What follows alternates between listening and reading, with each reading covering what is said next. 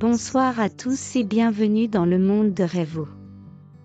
L'histoire que je vais te raconter ce soir s'intitule « Tao, le panda qui voulait goûter autre chose ». J'espère que tu es bien installé car c'est parti. Au cœur d'une forêt de bambous paisible et silencieuse, vivait Tao, un jeune panda au pelage doux comme les nuages. Il passait ses journées à mâcher des tiges vertes, tendres ou croquantes, à l'ombre des feuilles. C'était ce que faisaient tous les pandas. Du matin au soir. Et du soir au matin. Mais Tao, lui, commençait à se poser des questions.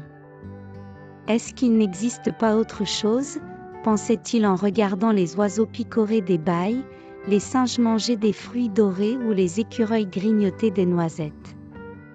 Alors un jour, il se leva plus tôt que d'habitude, laissa son coin de bambou, et partit à travers la forêt.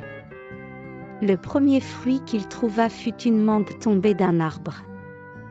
Il croqua dedans, et fit une drôle de grimace. C'était sucré, juteux, trop glissant. Un peu plus loin, il goûta une petite fleur violette.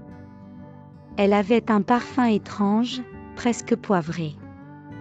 Tao éternua, surpris. Puis il testa une noisette, mais il n'arrivait pas à la casser. Il la garda dans sa patte et continua son chemin. Il goûta un champignon. Trop amer. Une racine. Trop dure. Une figue. Trop molle. Tao s'assit sur une pierre et soupira. Il avait le ventre un peu barbouillé, la langue fatiguée, et un grand doute dans le cœur. Mais soudain, il entendit un bruissement derrière lui. 3 petits pandas le regardaient, curieux. « Qu'est-ce que tu fais, Tao ?» Il sourit. « Je cherche autre chose. D'autres goûts. Juste pour voir. » Les pandas s'approchèrent. Tao leur montra la figue, la fleur, la noisette. Ils goûtèrent à leur tour. Certains grimacèrent.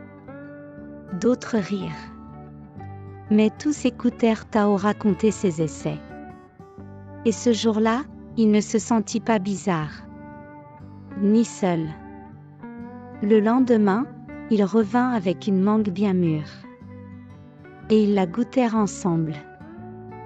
Depuis, Tao mange toujours du bambou. Il l'aime, vraiment. Mais parfois, il cherche autre chose. Pas pour fuir ce qu'il connaît. Juste pour découvrir. Pour raconter. Pour partager. Car Tao a compris qu'il ne s'agit pas seulement de ce qu'on mange, mais avec qui on le découvre. Et voilà, c'est comme ça que se termine cette histoire. Je t'invite à t'abonner et activer la petite cloche pour ne louper aucune de mes histoires. À très bientôt.